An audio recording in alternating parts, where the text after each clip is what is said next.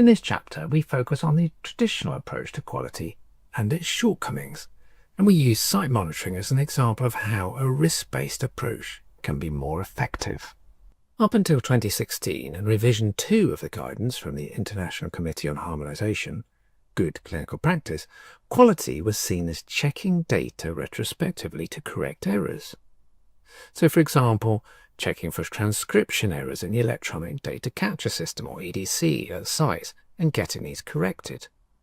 Audits to capture issues that might have been developed long before and then trying to fix the problems, or being in a rush to start studies, even if the protocol wasn't quite right, knowing it could be corrected later, and so having unnecessary protocol amendments.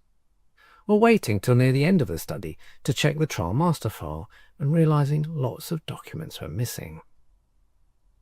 This is about trying to add quality into an existing system rather than designing it into the system from the start. There can still be value in these checks, but on their own, it's a reactive approach and can lead to many negative consequences that can be summarized in the iceberg model of the cost of poor quality.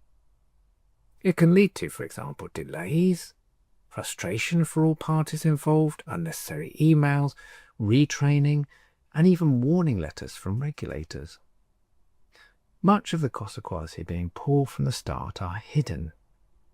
Can you imagine the benefits of designing clinical trial in such a way that these impacts of poor quality didn't happen?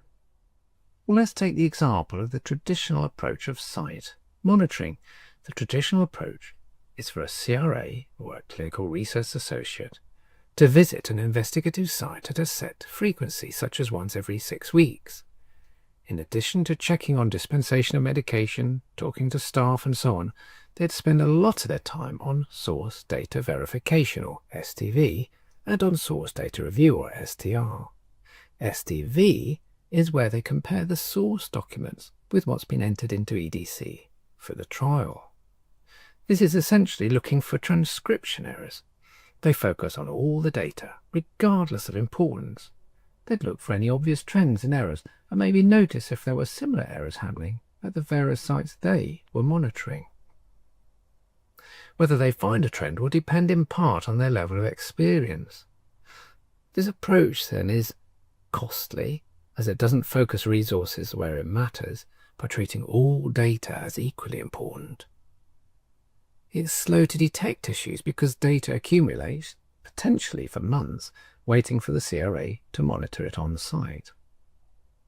And it's not always effective. People are not 100% effective at detecting issues in data, as they can be distracted or tired or in a rush. And the CRA might notice a trend across their sites, but don't see the full picture across all sites, meaning that systemic issues can take a long time to be recognized. This approach is more and more challenging as trials change. They continue to become more complex with more data, more parties involved, and decentralized components, less EDC. And it doesn't use the great advantage we have now of data coming in all the time to a central location where it can be assessed. A paper published in 2014 showed that over 96% of the data entered by sites was not modified at all, following the 100% SDV checks by CRAs and all the other checks that take place in a trial. You can see here in red that only around 1% of all data was actually changed due to something picked up in SDV. The others being changed due to errors picked up by listings, reviews and edit checks, for example. So it's not that there isn't value in SDV, but it only led to a change in 1% of the data, much of which might not have been data that was important for the results of the trial or for participant safety. And of course, detecting those errors is delayed too.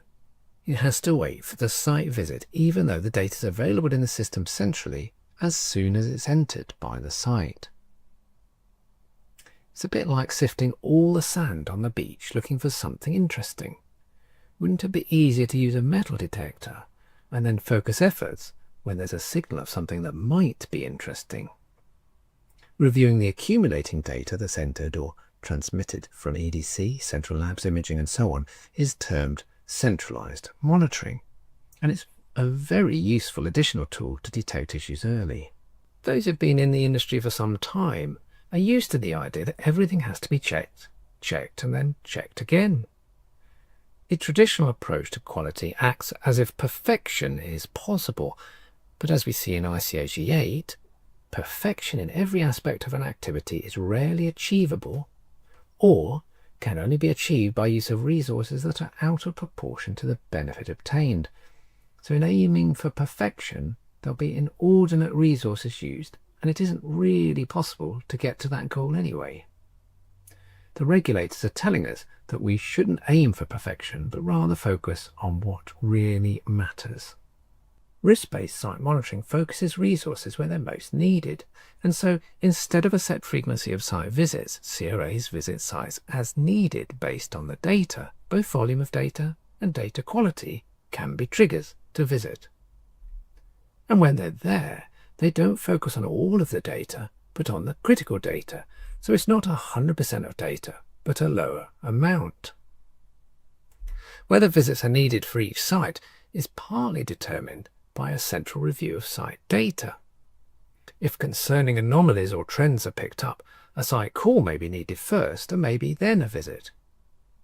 Some sites may then have many visits by the CRA and others very few. The detection of issues is faster because data can be reviewed as soon as it comes in, and sites can be compared against each other to look for outliers that may need additional assistance. It's an approach that accepts perfection isn't achievable and focuses resources where it can have most impact. The site visits that take place can really add value in this approach. Rather than focusing on data transcription, they can focus on whether the protocol and GCP are being adhered to, on site processes, and on the relationship. And remember, it's not that the data isn't checked. There are many checks that still take place, but they're looking for outliers and trends, and there's follow-up when there looks to be a possible issue that matters. At the end of each chapter, we have prepared some exercises for you to practice what you've learned. This way, you can check whether you've mastered what this chapter had to teach. Please complete all exercises before moving on to the next chapter video.